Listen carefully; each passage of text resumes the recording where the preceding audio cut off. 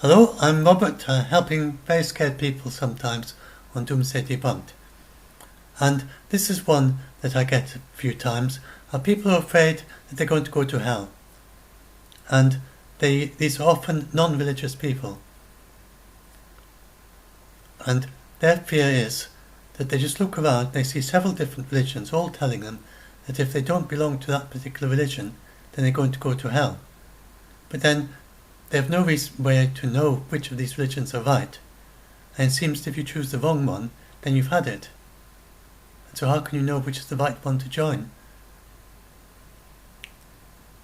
Well, this is rather an outmoded idea in most of the mainstream versions of Christianity and Muslim, which are the main ones, and Islam, which are the main ones that have this idea. So, first of all, if you look at some of the passages in the Bible, I know there'll be some areas of the world where they're still saying this, but for the most part, a lot of theologians and are no longer saying this sort of thing, although it was very common a few centuries back. So some passages from the Bible may help. So first of all, there's this one: therefore do not be anxious about tomorrow, for tomorrow will be anxious for itself. Let the day's own trouble be sufficient for the day. And there's the other one: and why take ye thought for raiment? Consider the lilies of the field, how they grow, they toil not, neither do they spin. And then this is one of these long passages about loving one another. Beloved, let us love one another, for love is from God, and whoever loves has been born of God, and knows God. Anyone who doesn't love doesn't know God, because God is love. In this, the love of God was made manifest amongst us, that God has sent his only Son into the world so that we may live through him. In it, this is love, not that we have loved God, but that he loved us, and sent his Son to be a propitiation for our sins. Beloved, if God so loved us, we also ought to love one another. No one has ever seen God. If we love one another, God abides in us, and his love is perfected in us. So from that, the whole thing there is about loving one another. And it says no one has ever seen God. If we love one another, then God abides in us, and his love is perfected in us. So that's the message. And it doesn't matter what variety of God that you're actually believing in. Then in most religions that's the same idea, that what matters is how we behave ourselves in this world, and the love we have for each other, and caring for others and helping each other.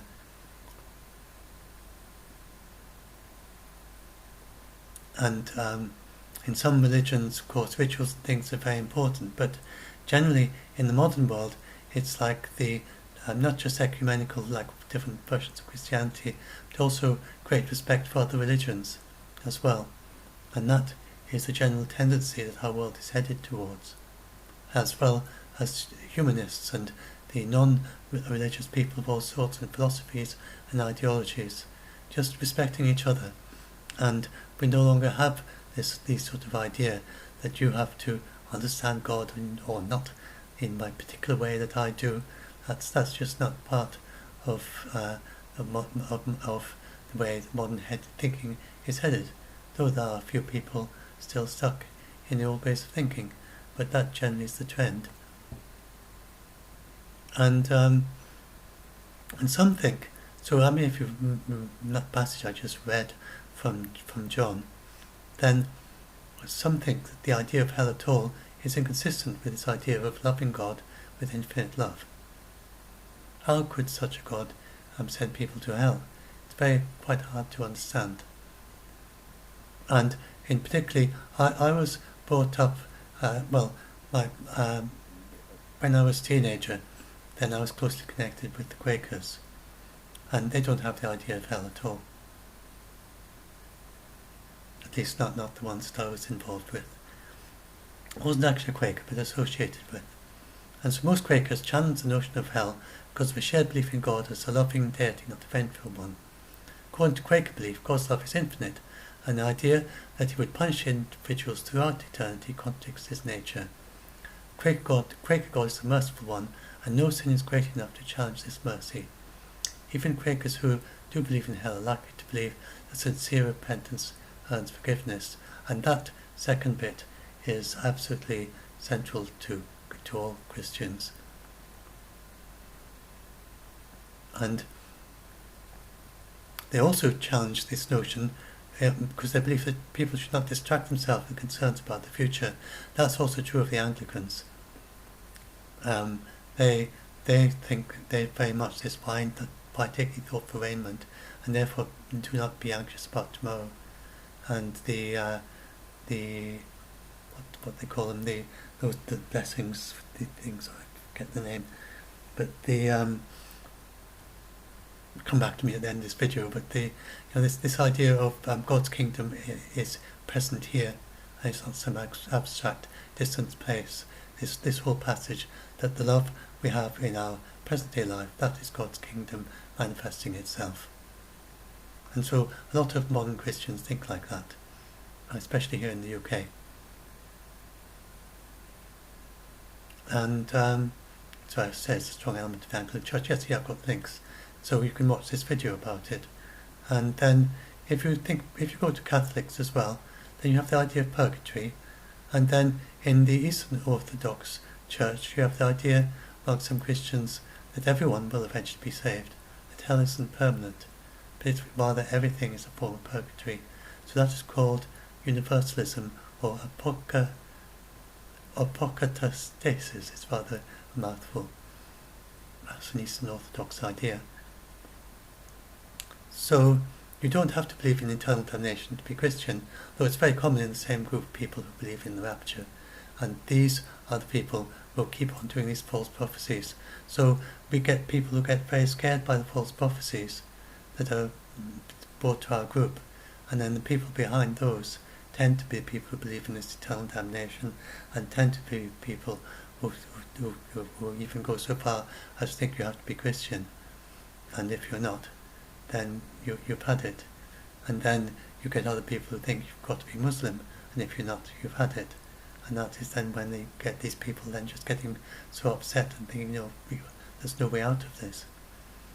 But there is, because you don't need to listen to these people. And then Matthew said, lay not up for yourself treasures upon earth, where moth and rust do corrupt, and where thieves break through and steal, but lay up for yourself treasures in heaven, where neither moth nor rust corrupt, and where thieves do not break through nor steal. So Christians generally believe, the ones who think in terms of all this, think it's impossible for anyone to go to hell but through the love of God, which makes all things possible. And for that's very common that's really central to Christianity, the idea that you aren't in it by yourself. You're not doing everything by yourself. There's something coming from outside of you, and that's the only way that it's possible. And you have that in other religions too, and you can have that as a humanist. You can also have that view as well. The idea that love is something that transcends, that somehow transcends what we are, and that it's beyond the narrow way that you think of yourself. And so Christians, you have this, I tell you the truth, it is hard for a rich man to enter the kingdom of heaven. Again, I tell you, it's easier for a camel to go through the eye of a needle than for a rich man to enter the kingdom of heaven. The eye of a needle is actually a particular kind of a gate, and there's a story behind that. But so it's not really an eye, but it gives you an idea. It's not really a proper little needle, but it's a place that was difficult for a camel to get through. And so when the disciples heard this, they were greatly astonished and asked, who then can be saved? And Jesus looked at them and said, with man this is impossible, but with God all things are possible. And so, I haven't included, I was going to include an update there. I'm just going to update my text here, but I'll just say it. So the disciples, they were astonished because by rich there, that means just anyone with possessions, really. You're not talking about someone who's mega wealthy and a billionaire. But Christians are not saying to give away all your everything and becoming a wandering beggar or anything like that. They are saying that it is impossible with man this is impossible, with God all things are possible. So you just open out to this love that is transcendent and comes from beyond you, and then everything is possible. I'll update that, I thought I already had. And so now, as for Muslims, again, if you're afraid you will go to Muslim hell for not following Allah, then this again is rather, if it's really mainly the Muslims who don't have a very strong element of reading the Muslim theologians in great detail.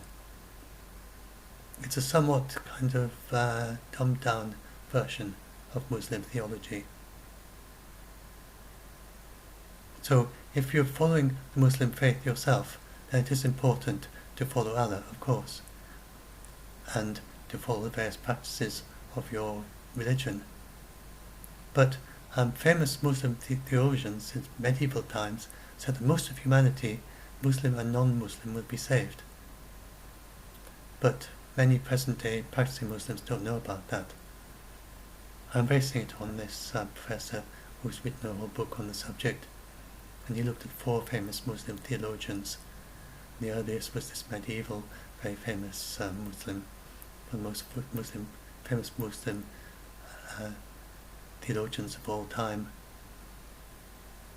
He said that. But nowadays many Muslims are taught that only Muslims will be saved. And this is because of some 20th and 21st century writings focused on Muslim salvation. But apparently, if you look at them closely, they don't actually say that non-Muslims won't be saved. They just don't explain that their statements are intended only for Muslim readers. They're written by Muslims for Muslims, and they just didn't say what the situation was for non-Muslims. And then people since then kind of generalized and assumed that this means that non-Muslims won't be saved, but it's not at all what the theologians say. And to read about here, this is an illuminating study of 4 of the most prominent figures in the history of Islam. Khalil demonstrates that though these paradigmatic figures tended to affirm the superiority of the Islamic message, they also envisioned a God of mercy and justice and a paradise populated by Muslims and non-Muslims. And then I've just got some more quotes from him. And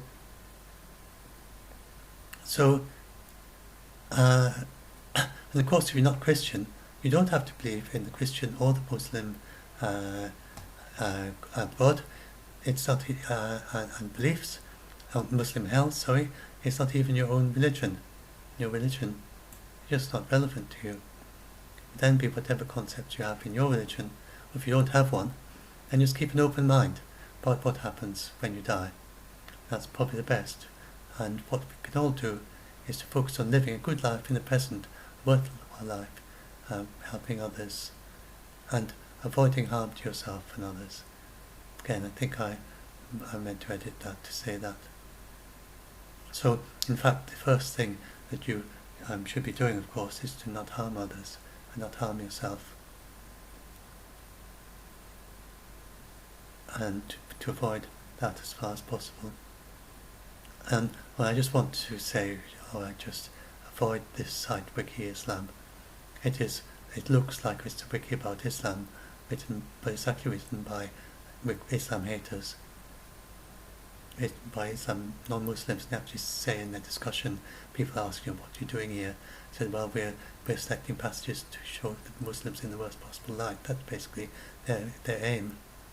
It doesn't represent the true Islam at all. You could do the same with the Bible.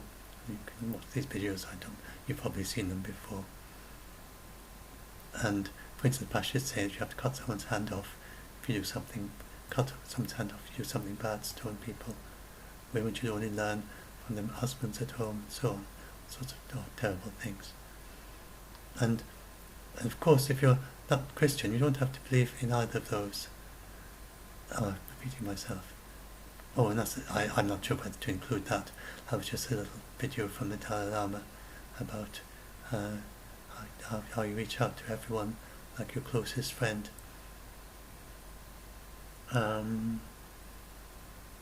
These are the main points.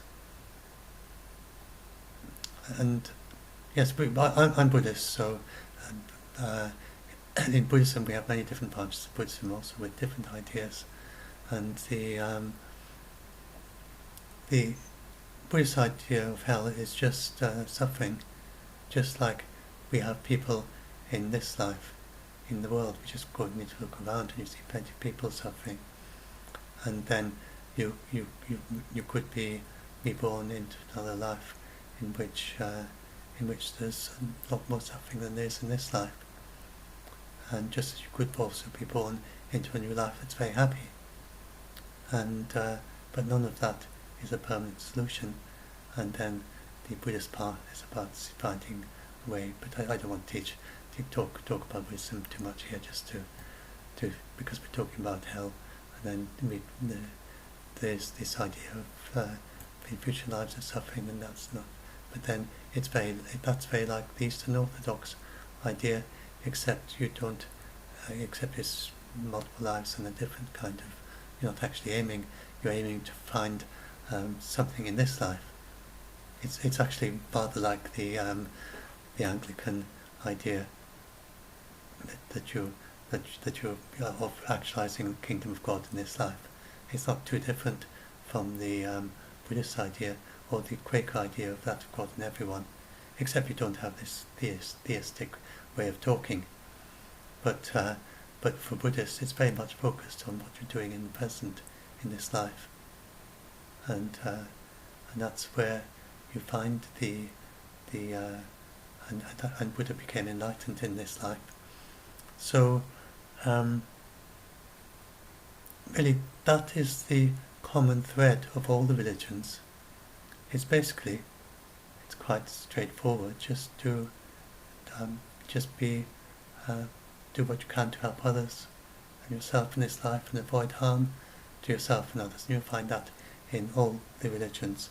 And then basically all these things about creeds and religious rites and so on, they're to support you in leading a good life, beneficial in this way. And whatever happens after we die, then if you do believe in a God and a loving God, then there's still what else? What better could you do? It's not really the love that we have for Christian is something that has an element of it that is divine. And if you can then actualize that, fulfill it, and live according to that, then that element of the divine is happening in your life. And so, if you do that, then there's no way that this means that you're headed for some kind of eternal damnation. It doesn't make sense. Not if you're doing that. That can't possibly be right. So, and you can see in this life itself that you can just see that if you're helping others and you're not harming others, not harming yourself, and you're doing things beneficial to self and others, then your life becomes more positive, more wholesome, and it's just the same thing, really. You can see it all happening here, now, in this very world, and that basically is also the central thing of this idea that of the kingdom of God as something that happens now, and the Quaker idea. And so I think that's probably, it doesn't matter which religion you go for, and you'll find it in the Muslims, I think the Sufis, and for instance, but this is in all the religions, that the importance of what you're doing now. And sometimes these false prophets will tell you, you've got to pray to Jesus and keep on praying. That's all you've got to do. And then it doesn't matter what bad thing you do, as long as you're constantly praying to Jesus. That is not. That is a very, very, very poor. That is not Christianity. Basically, you go to some of these false prophets, and they will tell you the most extraordinary, bizarre things.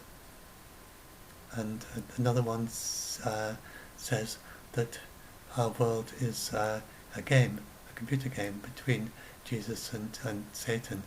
And then you've got to be on Jesus' side because Jesus has rigged the game and is going to win it. I mean, bizarre ideas. Doesn't come from any theologian.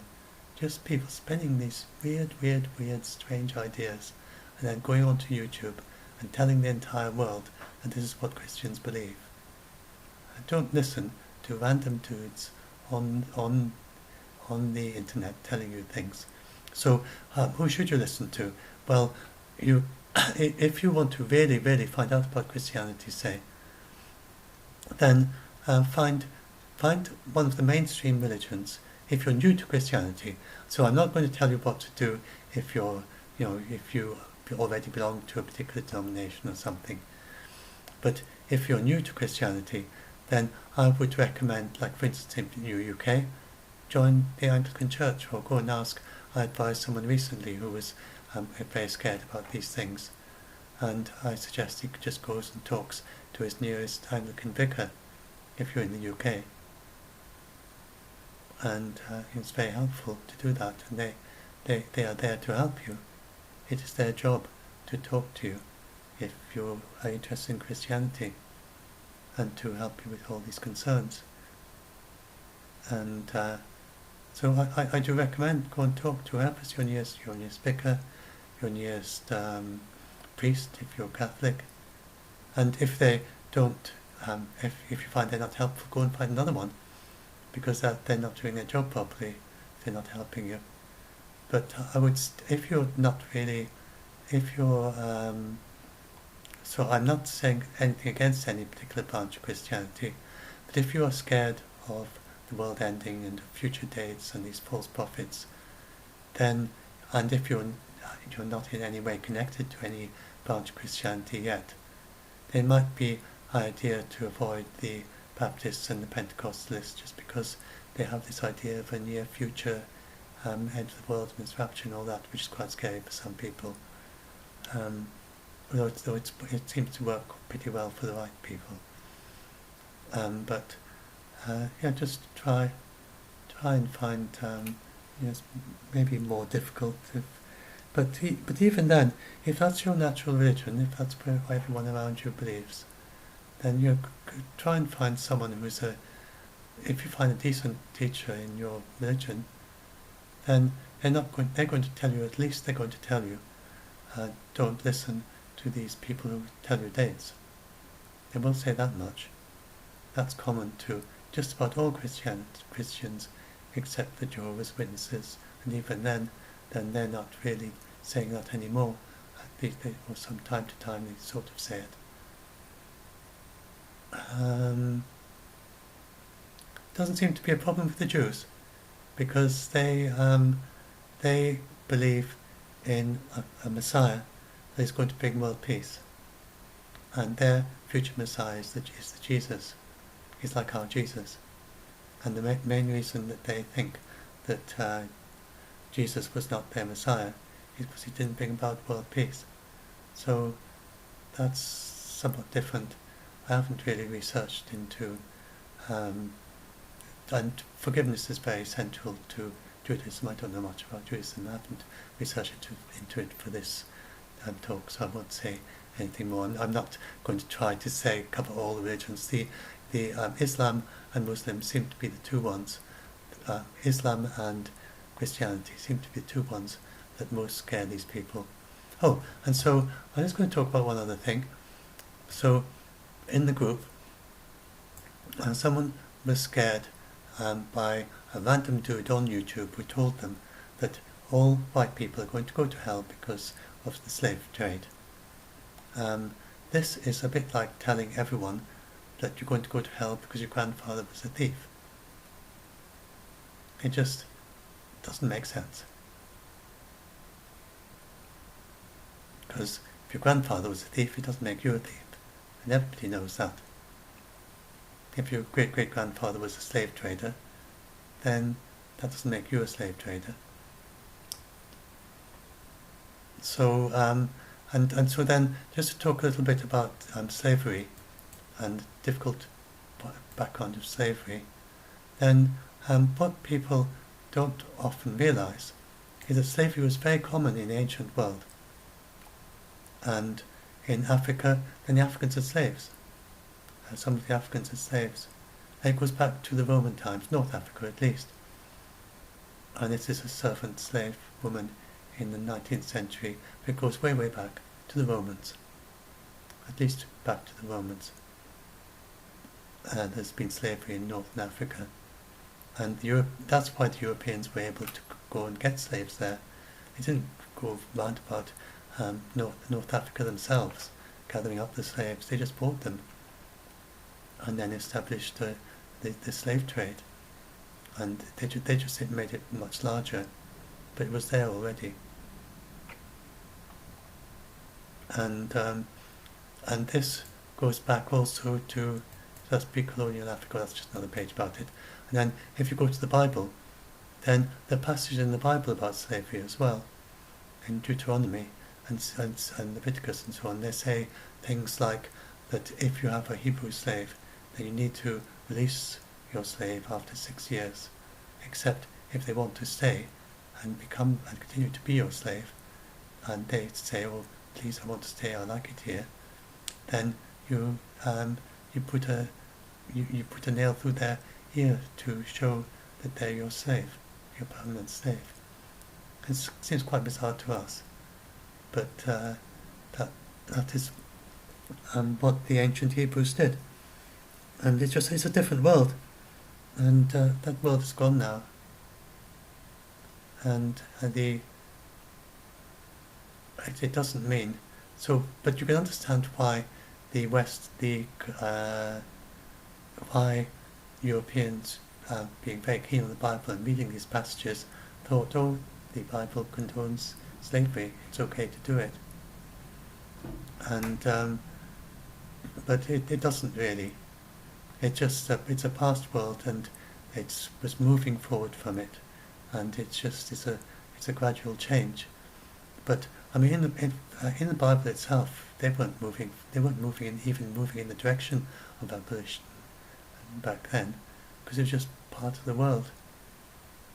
And you can sometimes think, look around at our society and think, are there things in our society that we just take for granted, like slavery was back then? I think it's when you have something that is so pervasive that everyone is doing it, it becomes like a blind spot. Like we've got a blind spot in our eyes, where you just won't see something. If you can get your finger exactly in the blind spot, and you look with just one eye, it literally disappears. And so I think, in that sense, that slavery back in the Old Testament times, it was like a blind spot. They couldn't really see what they were doing. And same with the slave trade at the time of the in the United States, before the Civil War. It's just a blind spot, and we all have them in various areas, and it's much easier to see them in other people. And so, looking back, if you are, for instance, the great-great-grandchild of a slave trader or something, I mean, some of you listening to this may even know that you are, and some of you may, and probably many of us, I mean, if we go back far enough, probably some of my ancestors have had slaves, and it's the same for the slaves themselves, and some of their ancestors have probably kept slaves in Africa, almost certainly, because as you go back, there's double the number of ancestors, then double again, and some of your ancestors will be saints, and some of them will be doing awful things. So it's not that all your ancestors have done awful things, but some of them pretty much have certain to have, because you're doubling. 2 parents, 4 grandparents, 8 great-grandparents. Go back far enough, and the number of ancestors is so high that it's more than the population of the world back then.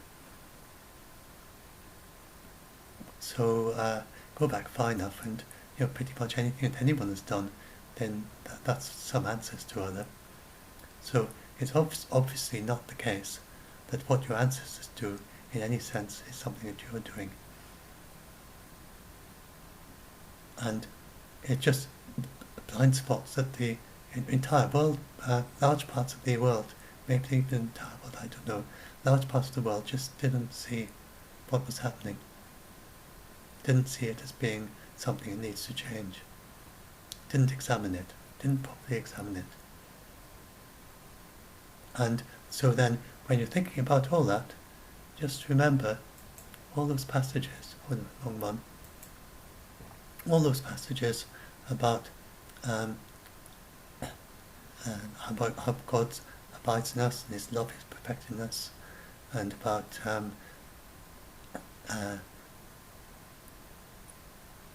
and that this is love not to be, and He sent His, and that He so, and He loved us and sent His Son to be a provision for our sins, and that I don't actually have it in that passage, but that God is forgiveness, which you have in all these religions, that you just literally, you're bound to fall over, and that is just part of the path. So I hope this helps. And the yes, we have a movement in Buddhism, the Rime movement, which is to do with the different aspects. Oh yes, this might be a good thing to say as well. Yes, I think this would be a very good way to end it. So we have in Buddhism the idea of Rime, and it's to do with the different branches of Buddhism, not trying to merge them all together into one thing. And in Tibetan there's 4 different branches of Tibetan Buddhism, and you don't try and say this one's right, or we'll try and get a conglomerate, sort of Muslim, Islam, that gets the best of each. You don't do that either.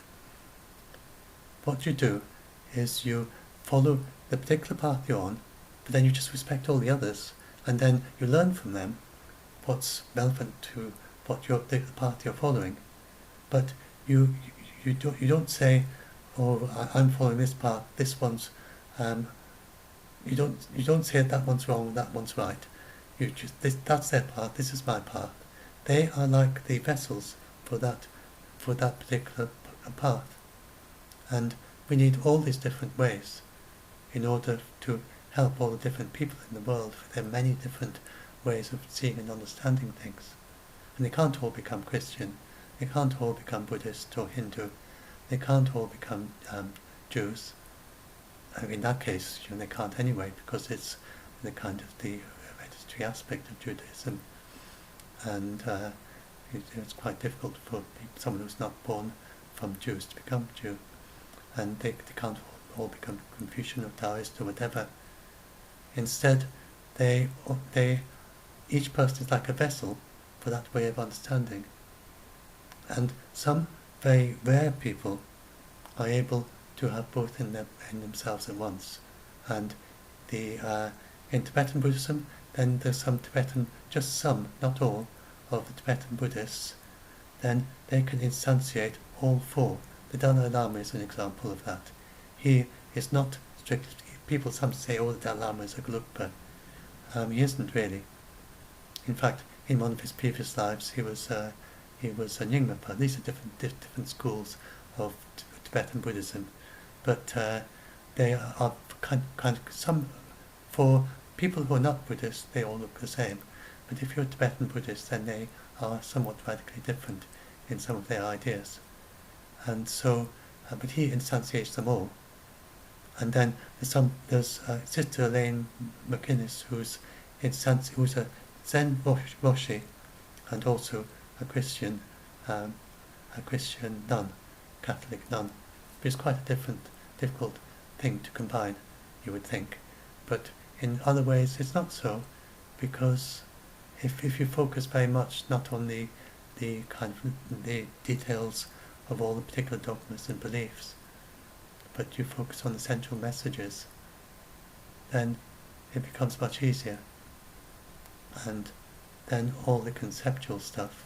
So it's very rare, but there are people who are able to just focus on the essence so much that the conceptual doesn't matter, and they can simultaneously instantiate several different religions, but that's quite rare. So if unless you're kind of like doing that, then and to instantiate all the religions in the world would be surely an almost impossible task. To be simultaneously a Muslim, a Jew, if you had the hereditary or the background to be able to do that, and a Christian, and Buddhist and Hindu and Confucian and Shintoist, ancestor worship, Taoist. For one person to be all of those, I mean, it would be absolutely incredible if someone was able to do all that. To be able to. So the Rime idea would be that when you're Taoist, you just teach as a Taoist master. When you are, if you're a Christian, you just teach as a Christian, and you don't mix the two up. So when you're teaching as a Christian, you just teach the Christian ideas as a Christian, and there's no mixing up at all, and no fudging of them. And then you learn from each one, and you could get things from one that really help you. So you might have some story, for instance, from the Taoist story that really illuminates some Christian idea, but you do it in such a way that doesn't fudge them, and doesn't create any confusion as to what you're saying. You're still teaching as a Christian.